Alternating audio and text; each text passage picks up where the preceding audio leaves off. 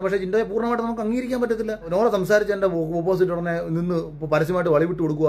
അത് ജിൻഡോനെ ഒരേപോലെ തന്നെ പൊക്കി പറയും, അതേപോലെ തന്നെ താത്തി പറയും ചെയ്തിരിക്കുകയാണ് ഇപ്പോൾ അഖിൽ മാരാർ. ആദ്യം പറയുന്നുണ്ട് ആ ഒരു ബിഗ് ബോസ് വീട്ടിൽ അത്യാവശ്യം ഗെയിമിംഗ് സെൻസ് ഉള്ള ഒരേ ഒരാൾ എന്ന് പറയുന്നത് ജിൻഡോയാണ്. അത് അത്യാവശ്യം പാവമായിട്ട് നമുക്ക് തോന്നും. അത്യാവശ്യം ആ വീട്ടിൽ ഗെയിം കളിക്കാൻ അറിയാവുന്ന അല്ലെങ്കിൽ ഗെയിമിംഗ് സെൻസ് ഉള്ള ഒരേ ഒരാൾ എന്ന് പറയുന്നത് ജിൻഡോ ആയിട്ടാണ് എനിക്ക് തോന്നിയത്.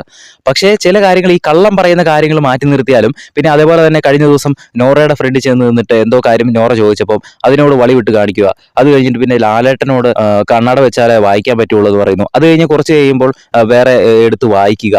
ഇങ്ങനത്തെ ചില കള്ളത്തരങ്ങൾ പറയുന്ന ഒഴിച്ചു നിർത്തി കഴിഞ്ഞാൽ ജിൻഡോ എന്ന് പറയുന്ന ആള് അത്യാവശ്യം ഒരു ഗെയിമർ തന്നെയാണ്. പക്ഷെ ഇവരാരും തന്നെയും അത്ര മികച്ച രീതിയിൽ കളിക്കുന്നവരാണ് എന്നൊന്നും എനിക്ക് പറയാൻ പറ്റില്ല. അവരുടെ ആരുടെയും ഒരു ആക്ടിവിറ്റി പോലും എനിക്ക് അങ്ങനെ തോന്നിപ്പിച്ചിട്ടില്ല. അതുകൊണ്ട് തന്നെ ബിഗ് ബോസ് സീസൺ 6 ഒരു ഫ്ലോപ്പ് ആയ ഒരു സീസൺ തന്നെയാണ്. അത്യാവശ്യം ഗെയിം കളിക്കാൻ അറിയാവുന്ന ജിൻഡോ മാത്രമേ ഉള്ളൂ.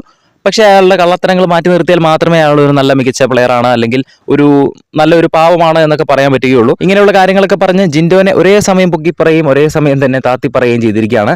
ജിൻഡോനെ പറ്റി മാത്രമല്ല ജാസ്മിനെ പറ്റിയും ഏഷ്യാനെറ്റിന്റെ കുറേയധികം കള്ളത്തരങ്ങളൊക്കെ ആ ഒരു ലൈവിലൂടെ അഖിൽ മാരാർ പൊളിച്ചെടുക്കുന്നുണ്ടായിരുന്നു.